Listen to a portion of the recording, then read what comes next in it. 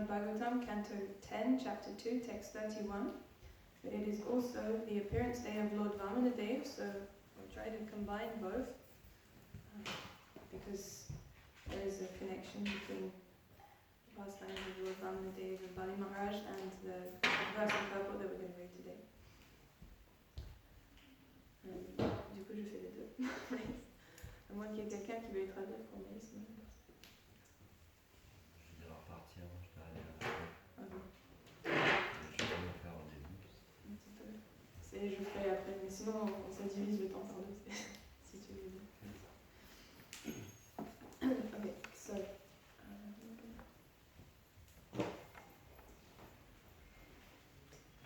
Swayam samutirya sudustaram duman.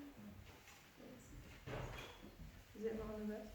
Yes, but it's just that it's not. They put 4 lines into 5 lines, so it's a little bit harder to. So you don't know where to start and where to start? Yes, it's a little bit harder to. Okay, let's try again. Swayam samutirya sudustaram duman. Swayam samutirya sudustaram duman. Avarnavam bhimamada prasolida.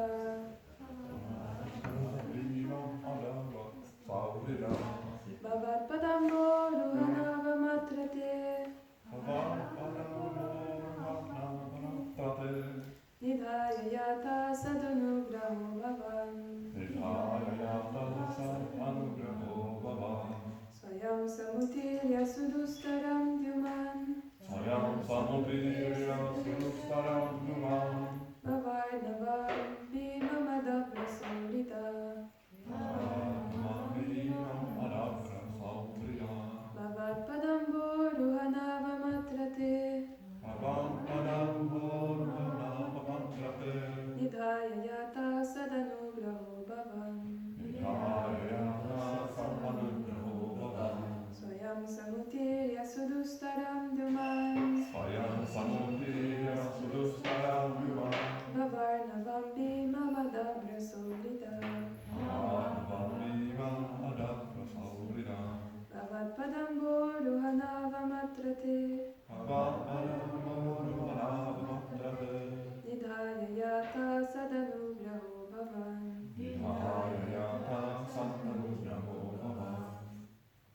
Someone like to try? Swayam samutirya sudustaram duman. Swayam samutirya sudustaram duman. Bhavarnavam bhimam adabra saurida. Bhavarnavam bhimamada prasolita. Bhavat padam ruhanava matrate. Bhavat padambo ruhanava matrate. Nidhaya yata sat anugraho bhavan. Nidhaya yata sadanugraho bhavan.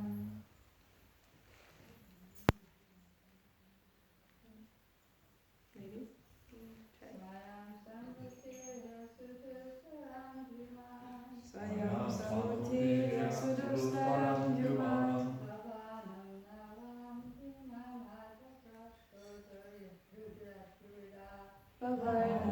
bhimamada prasolita.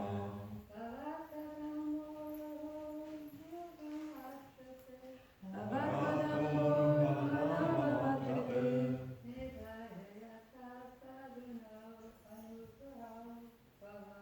Nidhaya yata sadanugraho bhavan.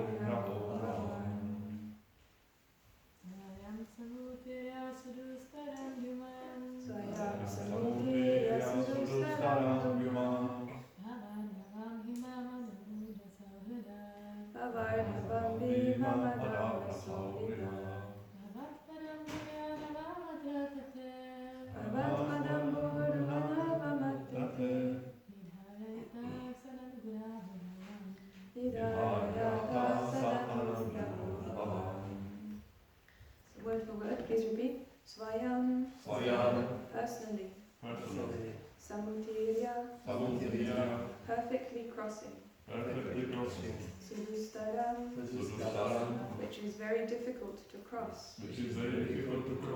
Dyuman, O Lord, who appear exactly exactly like the sun, appear exactly like the sun, illuminating the darkness illuminating the darkness of this world of ignorance. of this world of ignorance, Bhava Arnavam, the ocean of nescience. the ocean of nescience, Bhimam, which is extremely fierce. which is extremely fierce, Adabrasolida, Adabra Saurida, devotees who are incessantly friendly devotees who are excessively friendly to the fallen souls. to the fallen souls.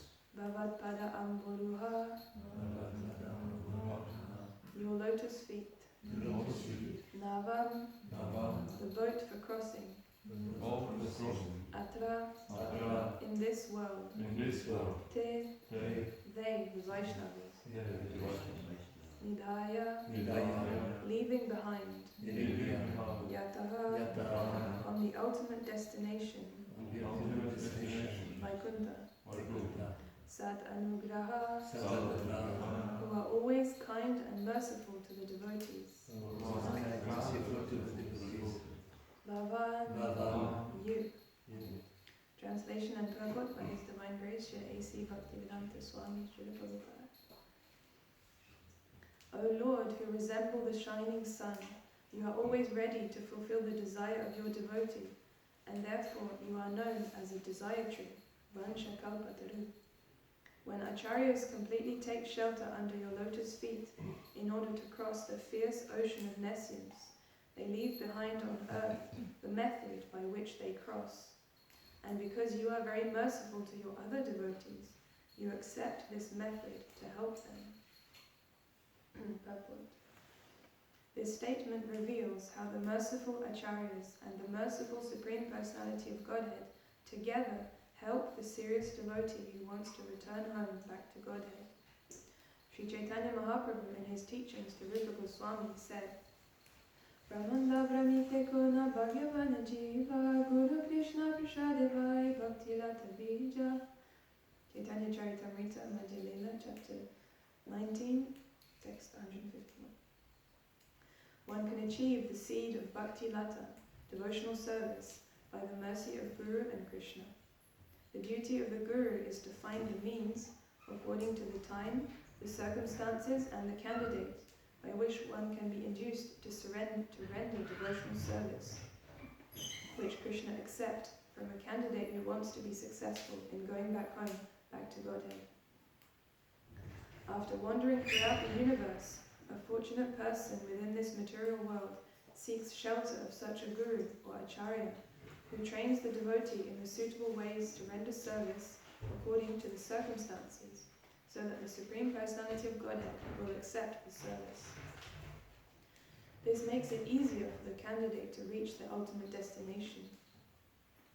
The acharya's duty, therefore, is to find the means by which devotees may render service according to references from Shastra.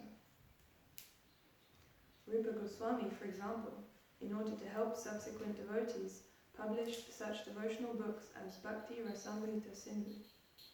Thus it is the duty of the acharya to publish books that will help future candidates take up the method of service and become eligible to return home back to Godhead by the mercy of the Lord. In our Krishna consciousness movement, this same path is being prescribed and followed. Thus the devotees have been advised to refrain from 4 sinful activities: illicit sex, intoxication, meat eating, and gambling, and to chant 16 rounds a day. These are bona fide instructions. Because in the Western countries, constant chanting is not possible, one should not artificially imitate Haridas Thakur, but should follow this method. Krishna will accept a devotee who strictly follows the regulative principles and the method prescribed in the various books and literatures published by the authorities. The acharya gives the suitable method for crossing the ocean of nescience by accepting the boat of the Lord's lotus feet. And if this method is strictly followed, the followers will ultimately reach the destination by the grace of the Lord. This method is called Acharya Sampradaya. It is therefore said, Sampradaya Vihinaye Mantraste Nishkala Mata, Padma Purana. The Acharya Sampradaya is strictly bona fide. Therefore, one must accept the Acharya Sampradaya, otherwise one's endeavour will be futile. Srila Narottam Das Thakur therefore sings, Tandira charani sevi bhakta sanivas, janame janame hai eya vilas. One must worship the lotus feet of the Acharya and live within the society of devotees. Then one's endeavour to cross over Neshlimas will surely be successful.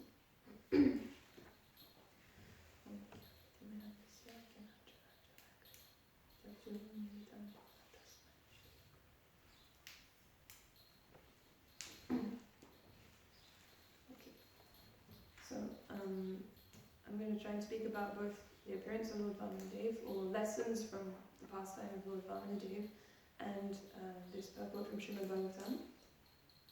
You'll understand the collection maybe not immediately, but I will explain. So I'll just give like a brief summary for those who may not know of the pastime of Lord Vamanadev, how the Lord appeared in this form to his devotee Bali Maharaj.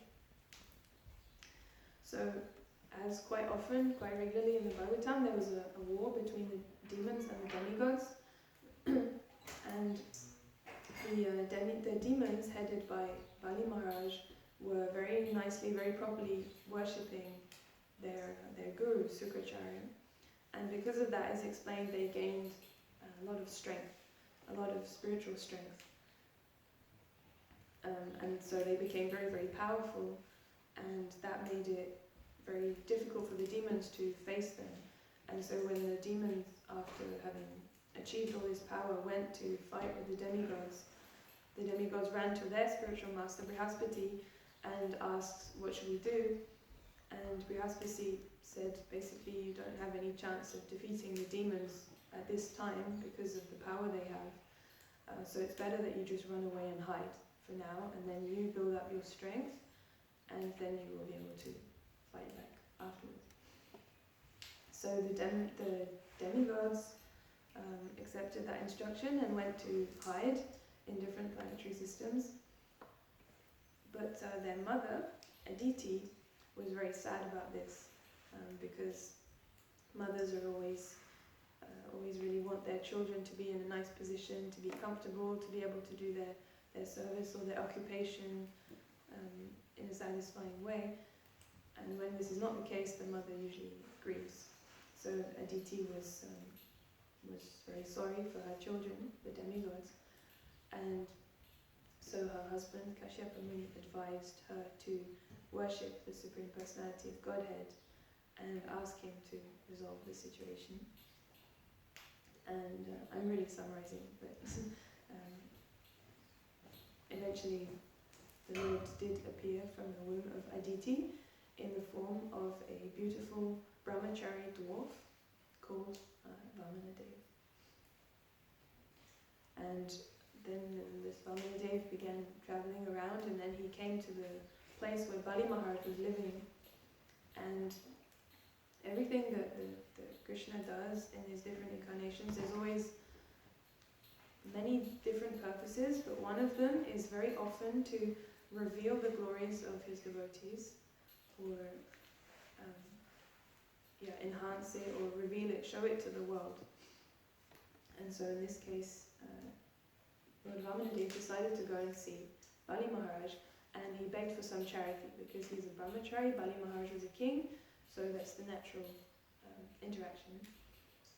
So he begged charity from Bali Maharaj, and Bali Maharaj said, well, he worshipped him, and then he said, of course, I can give you anything.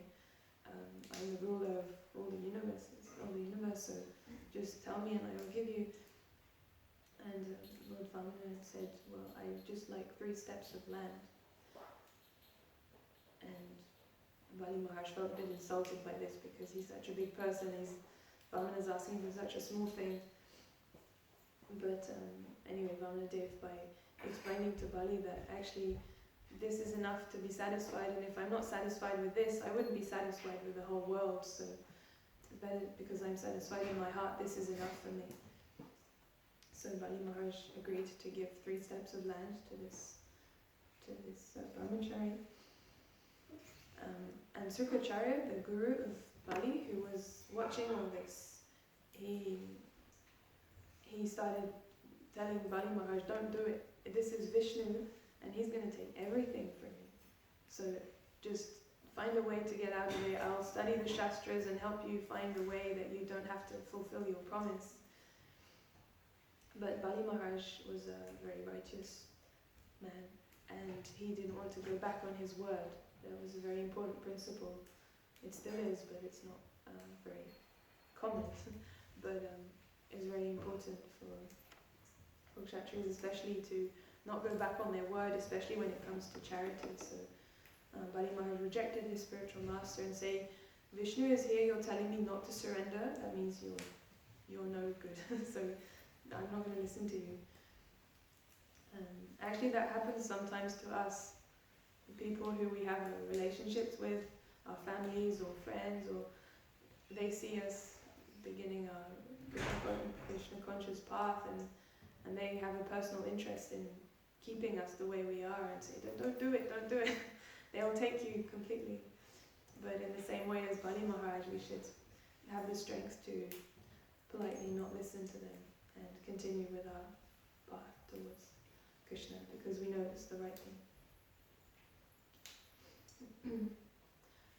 So after that, Lord Vamana actually grew to a huge size, and with one step he covered the whole world, the whole sky, and with his arms he was covering all the directions.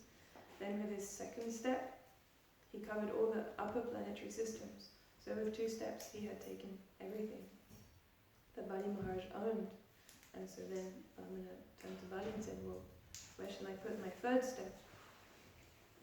If you don't give me this 3rd step, you'll have to be punished because you are not fulfilling your promise.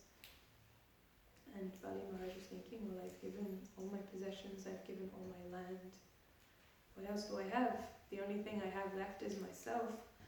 So he told Vamana that, well, just put your 3rd step on my head, and in that way I'll give myself to you.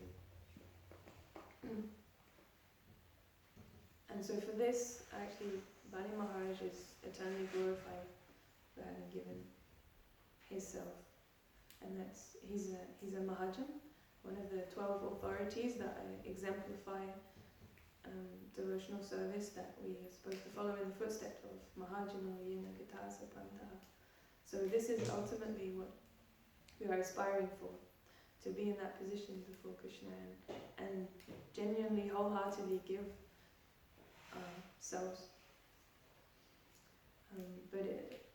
In this situation, Bali Maharaj he had nothing left, and Prahlad Maharaj, who's actually his grandfather, he came to comfort Bali Maharaj and tell him, actually that's the best thing that's ever happened to you, and you are so fortunate. You're most fortunate.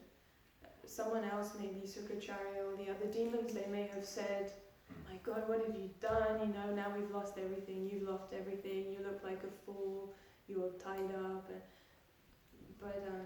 But Prahlad, who's the devotee, who's also a Mahajan, he came to reassure Bali. He said that was the right thing to do.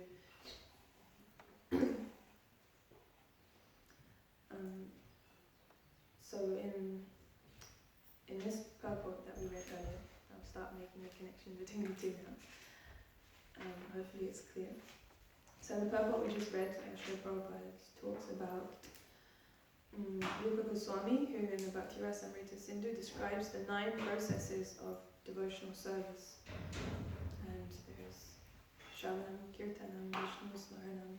There's hearing, chanting, remembering the Lord, offering prayers, worshipping, becoming a servant. And the last one is Atmanivedanam, which means complete surrender of the self. And Bali Maharaj is the personification of this process of devotional service.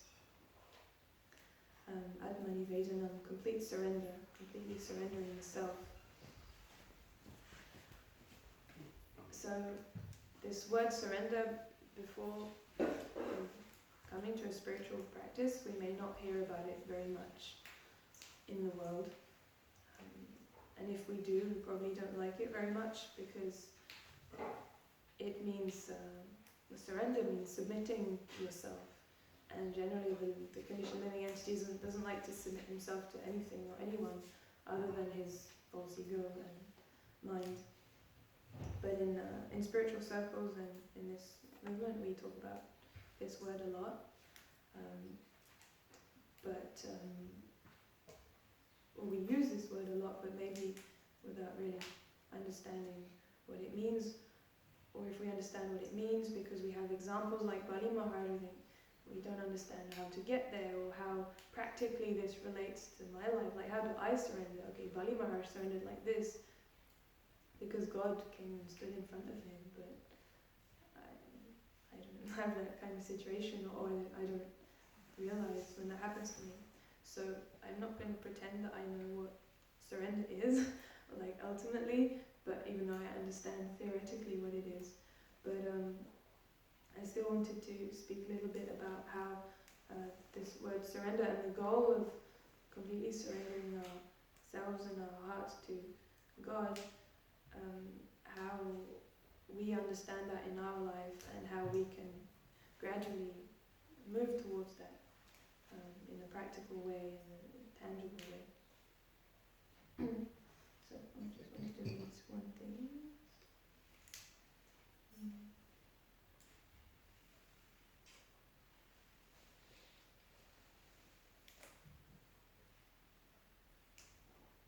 So this is from Srimad Bhagavatam, Canto 8, Chapter 22, verse 9. Canto 8 is where the pastime of Bali Maharaj and Vamandev happens. So in the purport, Srila Prabhupada says, the Supreme Personality of Godhead Krishna advises, Sarvadharman Parityaja Mam Ekam Sharanam Vraja. Give up all other varieties of religion and just surrender unto me. The common man does not appreciate such a statement by the Supreme Personality of Godhead because he thinks that during his lifetime, his family, society, country, body and relatives are everything. Why should one give up any one of them and take shelter of the Supreme Personality of Godhead? But from the behavior of great personalities like Prahlad Maharaj and Bali Maharaj, we understand that surrendering to the Lord is the right action for an intelligent person. Prahlad Maharaj took shelter of Vishnu against the will of his father. Similarly, Bali Maharaj took shelter of Vamanadev against the will of his spiritual master, Sukracharya, and all the leading demons. So this statement is interesting. Prabhupada makes that by observing the behavior of great personalities like Prahlad Maharaj and Bali Maharaj, we understand that surrendering to the Lord is the right action for an intelligent person.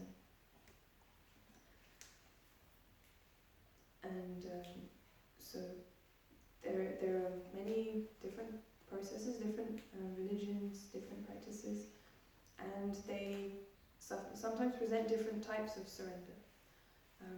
Some surrender based on fear. They by trying to instill fear in people, you can make them surrender. When people are very afraid of the consequences of doing or not doing something, under that pressure, they can surrender. So that's like, it's still surrendering, but it's a lower level because it's kind of against one's will, but just out of fear. Then another type of surrender is surrendering because of despair, because of helplessness, because of suffering so much. You try everything else, but you don't see any other way out, so you just come to God. So that's a different type of surrender, and it's at least you kind of want to go there, but you only go towards Krishna because it's the only thing left to do, and you've tried everything else. There's another type is surrendering because you're hoping to gain something. You think, well, if I worship the Supreme Person, then I'll be able to get something from him. He'll be my order supplier. Prabhupada often use this word. It says, Krishna is not your order supplier.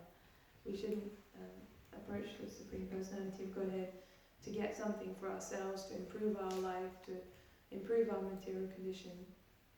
But still, this is what some people do, and this is basically like piety and using the laws of karma to get what we want. Then the last type of surrender is surrendering because of love for God, and that is what we are aspiring for. That is what Srila Prabhupada is giving. And what Prabhupada gives, as is explained in this verse in Bhagavatam that we read, we achieve this goal, this ultimate purpose, by following the Acharya. So this verse that we read, I find is really encouraging, and you just feel very, very secure in this process, because it says that the Acharya, they've crossed over the ocean of nescience, but they, out of compassion, they want to help others cross over the ocean of nescience, so they give a process, and out of love for them, Krishna accepts the process. He validates it as a bona fide process. And so by with the mercy of the Acharyas and the mercy of Krishna, they give these processes which lead one to the ultimate goal of surrendering and loving Krishna. And this is the ultimate perfection, and so many times basically this purport is just describing how the Acharya gives the process, what it exactly he does, and how this is actually to help everyone who's left in this world to be able to go back. So we have, for example, our daily sadhana and the temple program and our reading of Srila Prabhupada's books and the Vaishnava lifestyle. We may just think that it's just another culture, it's just another lifestyle, it's just an optional thing that I may or may not take to help me develop my Krishna consciousness. But actually, if we see it in the light of this purport, it's much more than that, because this is the process that Srila Prabhupada has given us, and this is the path back to the spiritual world. It's not like an optional thing. This is what Prabhupada has traced out, because he knows this is what's best, and because Prabhupada is so dear to Krishna, Krishna accepts this process. So, and it says several times that one should follow this method. Prabhupada says, Krishna will accept a devotee who strictly follows the method prescribed. If this method is strictly followed, the followers will reach the ultimate destination. There's no doubt about it. But there is this condition that you must follow the method. Like, you can't exactly draw a parallel completely, but it's like if you're sick and you go to the doctor and the doctor gives you a prescription and you think, okay, I saw the doctor and I took one pill, so that's great, now I'll do some other things and I should get better.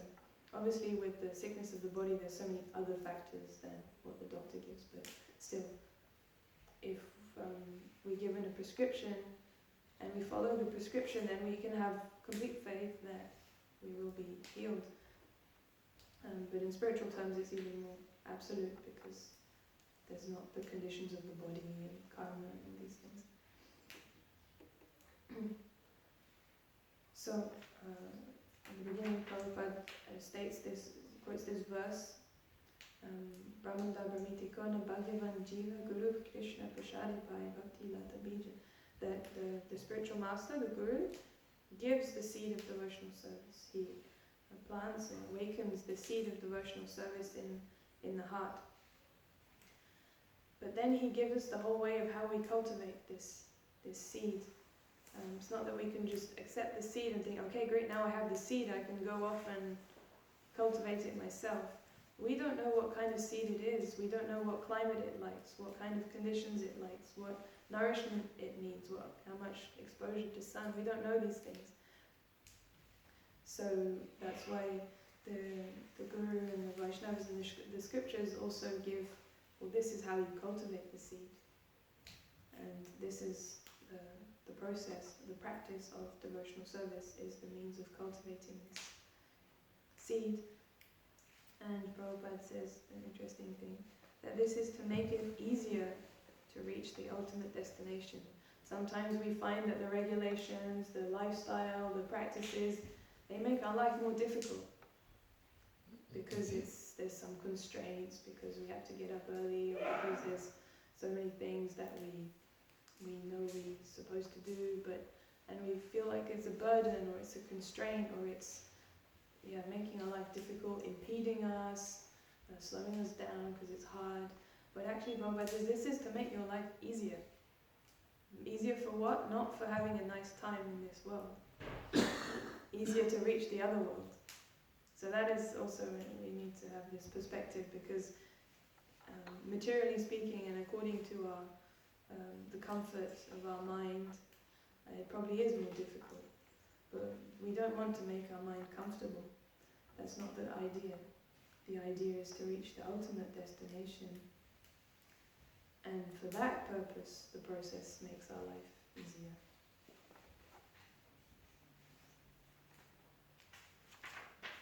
And at the end of this purport, Srila Prabhupada quotes the bhajan by Narottam Das Thakur, where he says that one must worship the lotus feet of the Acharya and live within the society of devotees. Then one's endeavour to cross over nescience will surely be successful. So all these statements by Narottam Das Thakur and others by Srila Prabhupada, they're so absolute. They're so absolute, like Krishna makes promises in the Bhagavad Gita that if you just do this, I promise you will achieve your goal. Or Chaitanya Mahaprabhu, if you just chant the holy names and don't criticize others, you will, Krishna consciousness will be perfect. So, worshipping the lotus feet of the Acharya doesn't just mean saying Jai Prabhupada. It means following the instructions of Prabhupada, having faith in Prabhupada, trusting that he has our best interest in mind, and with that faith, trying as much as we can to take up this practice and learn to follow the example of Bali Maharaj. Mahajana Yena Gata Sapanta. Means we should follow in the footsteps of such great personalities as described in the Srimad Bhagavatam, but also contemporary personalities like that, like Srila Prabhupada, like contemporary Vaishnavas. But following in the footsteps doesn't mean that tomorrow I will jump to the level of Bali Maharaj, or tomorrow I will jump to the level of Raghunath Das Goswami, or try to imitate, or try to artificially and externally make a show of being on such a surrendered level, because actually surrender to Krishna and being an eternal loving servant of Krishna is the most natural thing for the living entity. Chaitanya Mahaprabhu says, Nitya Sila Krishna Prema Sadyaka Gunore Shavanadi Sudachite Kariye Uday. That eternally the soul is servant of God. So it's the most natural thing to do, it's the most natural position. But for a conditioned living entity, achieving this state is gradual. So many times Srila Prabhupada says, gradually, this process is gradual, this process will gradually elevate you. That doesn't mean we can't instantly, but for most of us it will be gradual. But that doesn't mean it won't happen, ultimately.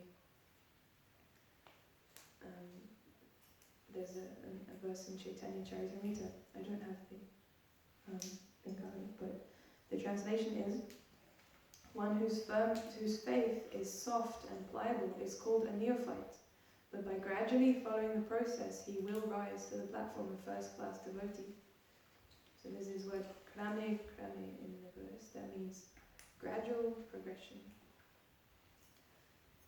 So we understand from the scriptures, and we understand from reading and hearing about these great personalities, that ultimately surrendering is surrendering of the ego, surrendering of the heart, of the self. But on a practical level, for us, and this is more realization that I have on this topic than what ultimate surrender is. But surrender for us in practice begins with externals. So we start from the gross and move closer to the subtle. So external surrender is by using our body, surrendering our body, by doing service for Krishna, by using our body to read and try to understand the books of Srila Prabhupada, by chanting the holy name, which starts with the body. It should be deeper than the body, deeper than the lips, but it's the lips that start. In our case, when we don't have spontaneous love, we make our lips, we make our body chant the holy names, and this is a first step in this gradual process. Because from doing materialistic activities, doing whimsical things, following our mind, we agree to follow a specific process, including reading Srimad Bhagavatam, because it's by reading the scriptures that we gain faith in what the purpose of life is, and it gives us, it nourishes our conviction and determination as to why we're doing what we're doing. If we lose this perspective because we don't read enough or we don't hear enough, we just see our daily life and we forget the meaning, and then it just becomes like, why am I doing this? Why am I putting myself through so much stress? Why am I tolerating all these other people I live with? Or we don't have the strength because we don't have a higher purpose in what we're doing. But hearing Srimad Bhagavatam, reading Srimad Bhagavatam, constantly, every page reminding us, this is what you're aspiring for. So all these, like the small price you have to pay is just insignificant. Forget about what you're paying daily, but look at what you're trying to achieve.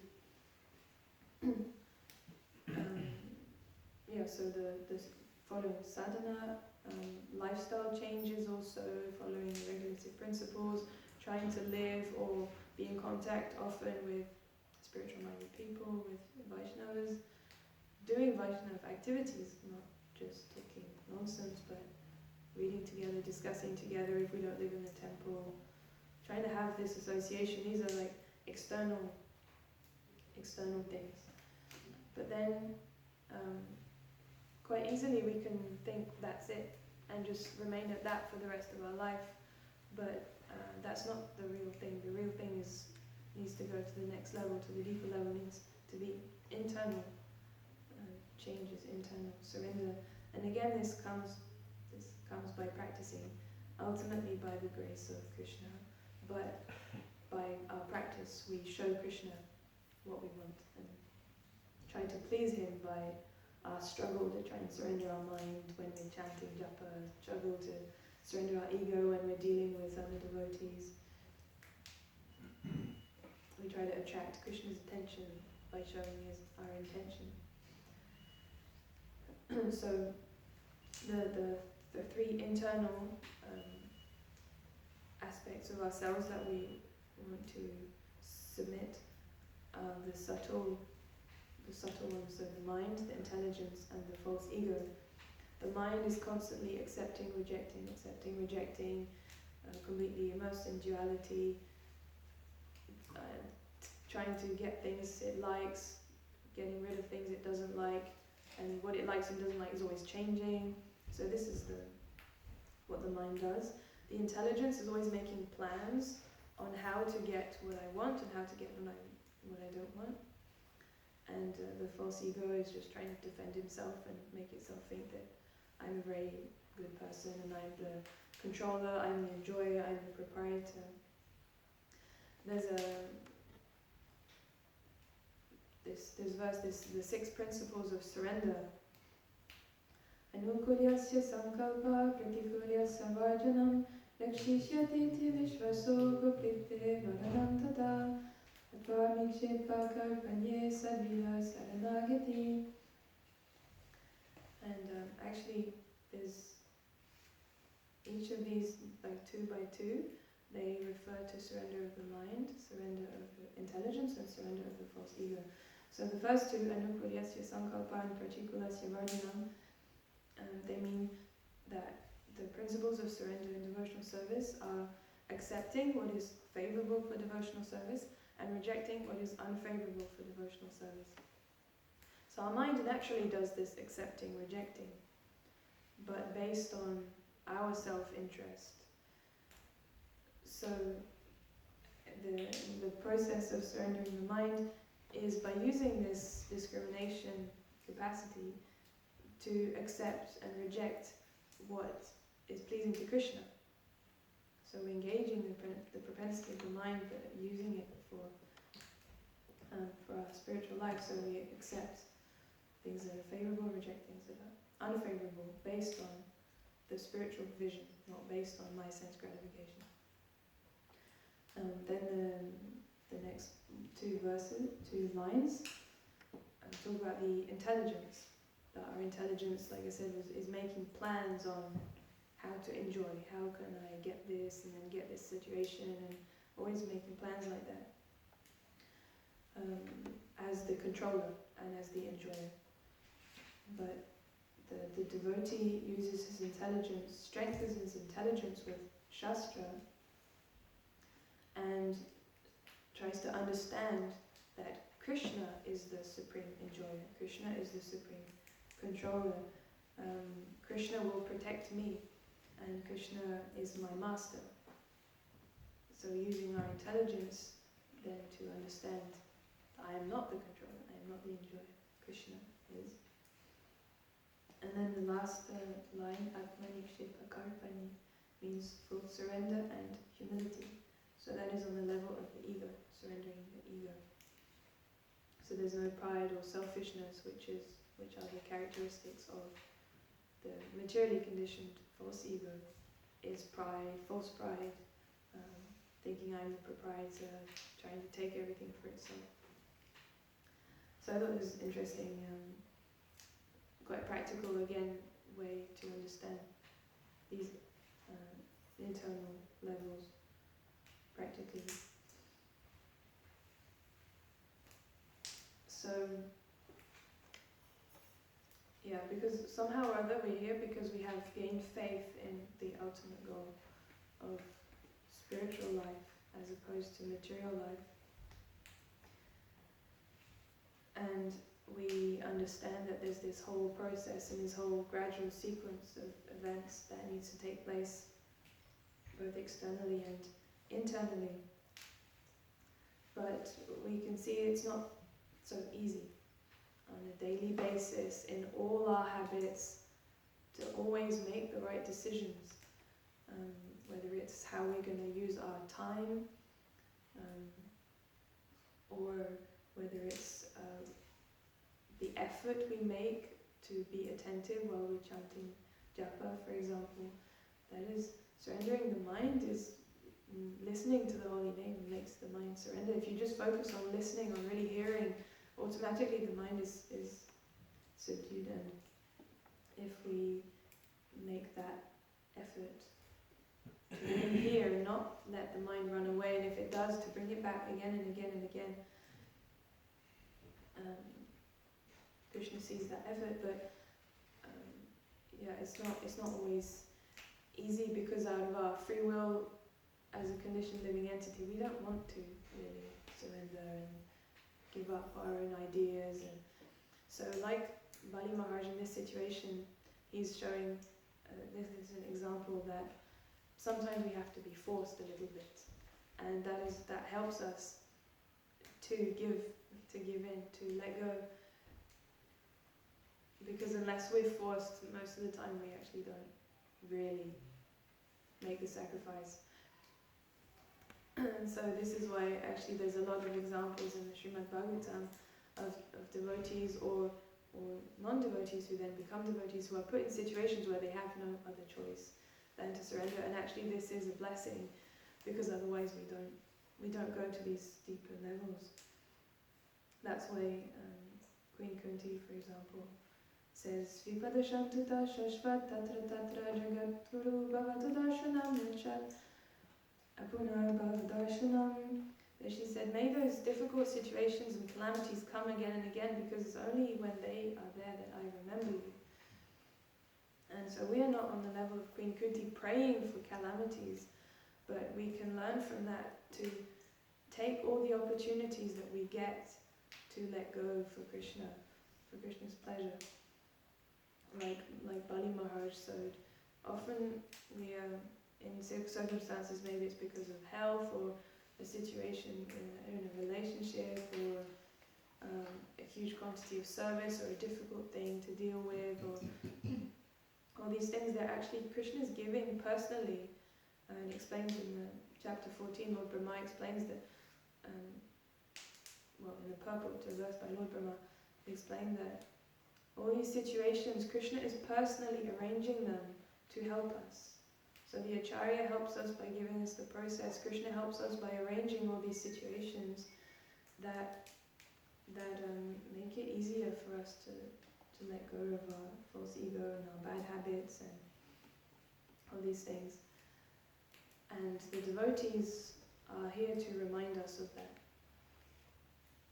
Our gurus, our mentors, our spiritual guides, when we're in these difficult situations, we don't have perspective on them. But when we speak to them, they tell us, no, this is the mercy of the Lord. This is the mercy you're praying for, actually. That's coming to you, so take it. Just like Prahlad Maharaj came to Bali Maharaj and said, this is good. This is what you want. You should be very happy about this. And so the devotees will also remind us, Srimad Bhagavatam remind us, this is what we want when these situations come. They are opportunities. Everything that happens in our life is opportunity to surrender a little bit, gradually, a little bit more every day. We should feel that we're letting go of things in our heart.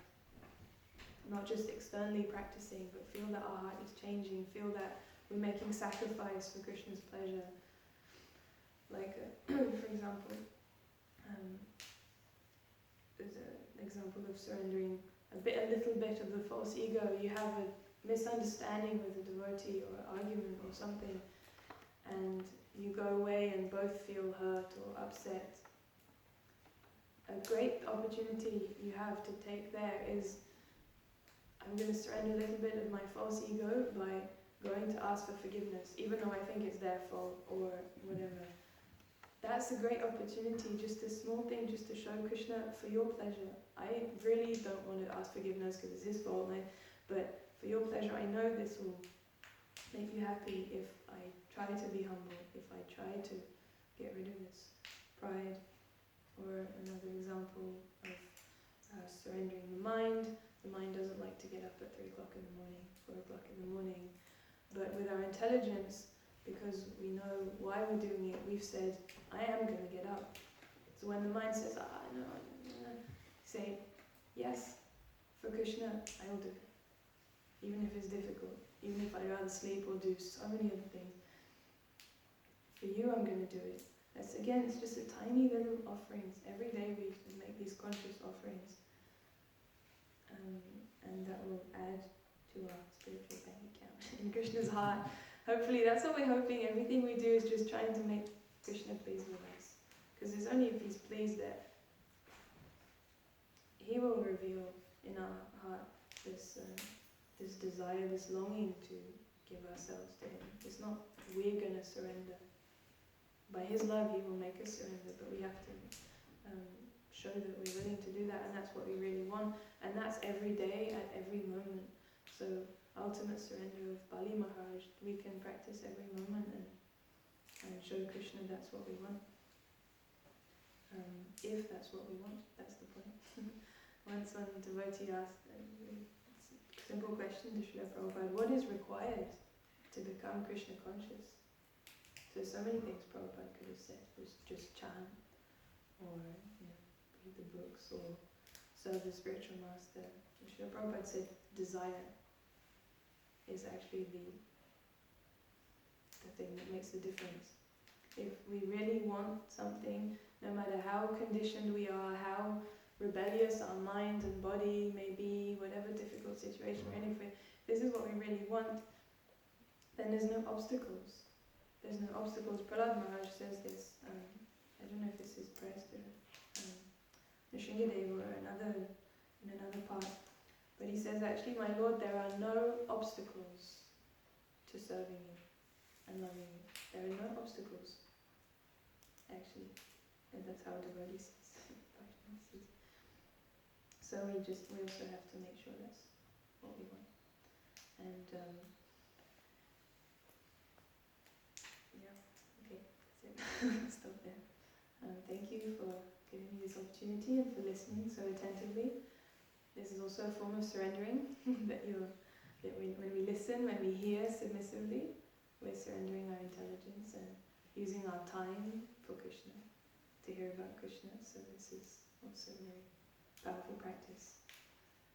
Are there any questions or corrections or comments? Anyone?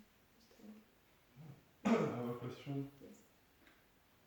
So, do we always need to follow the acharya? Is this like the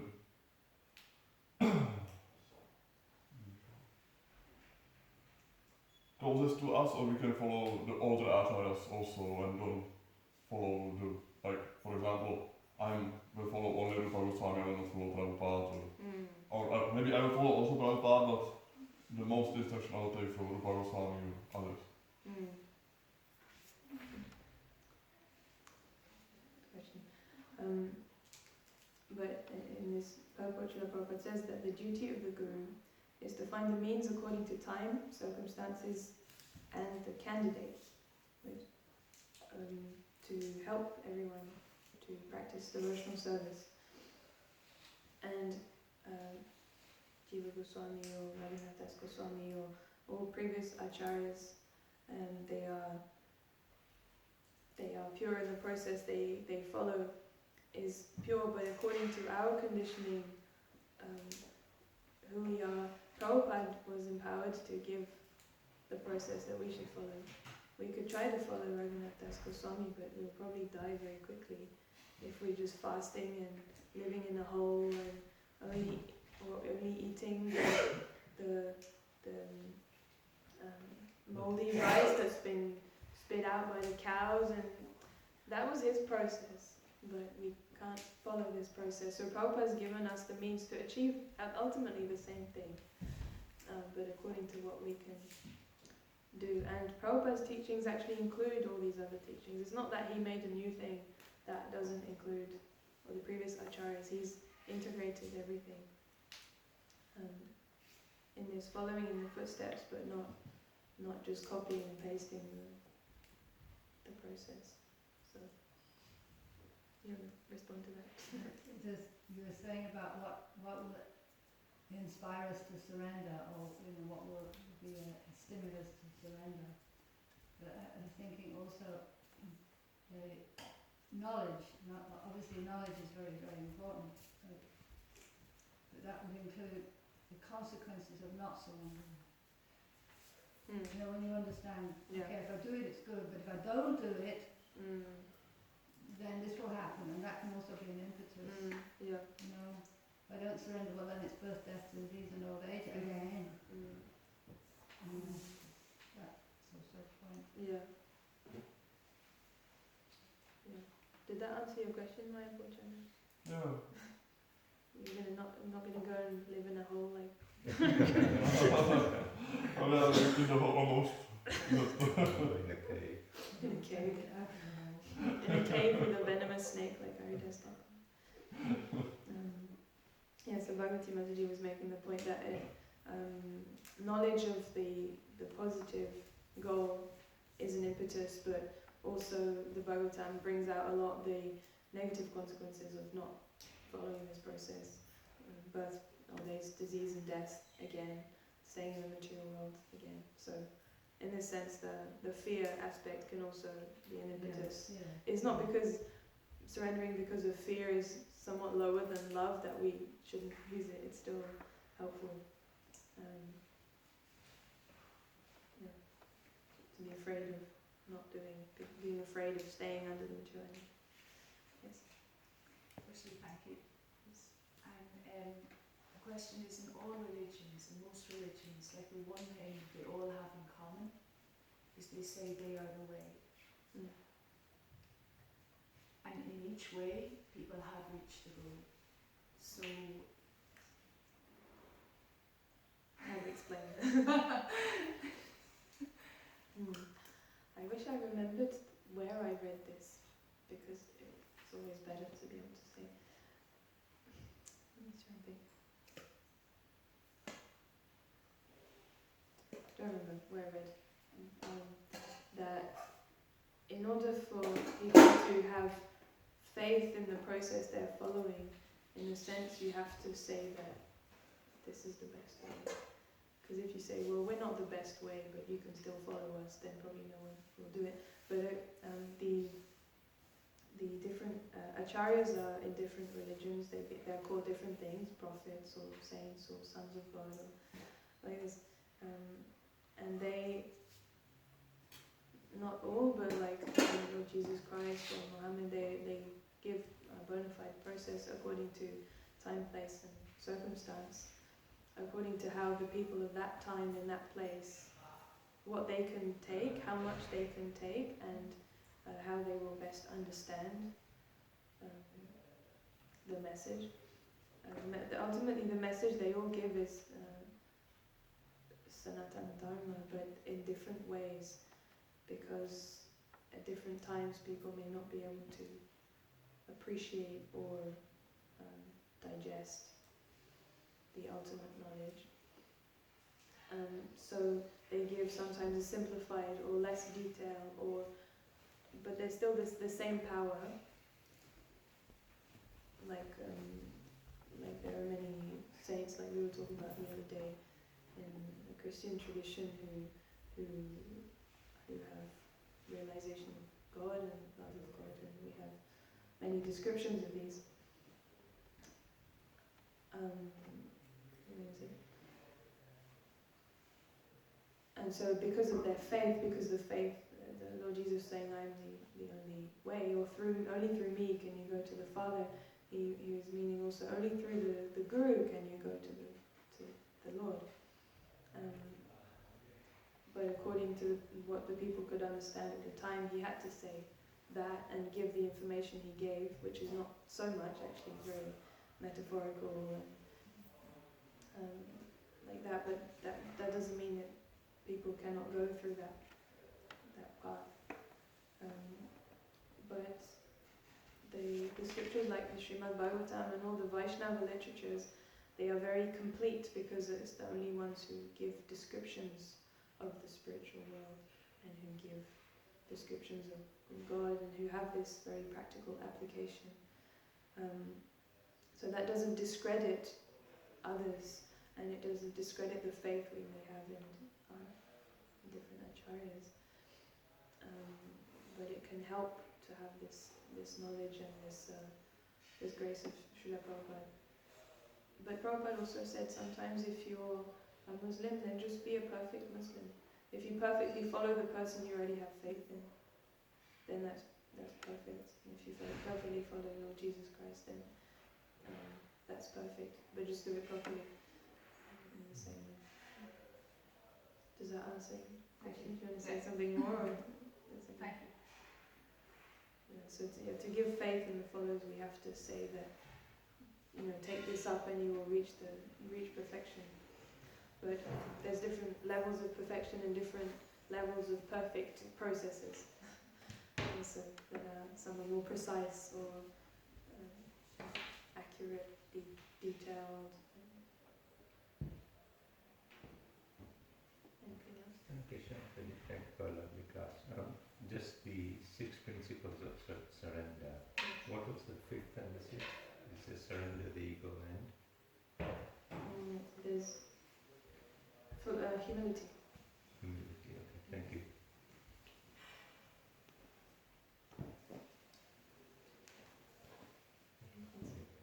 Okay, thank you very much. Vajra Srimad Bhagavatam, Srila Prabhupada, Lord Vamana Dev, Security State. Yay.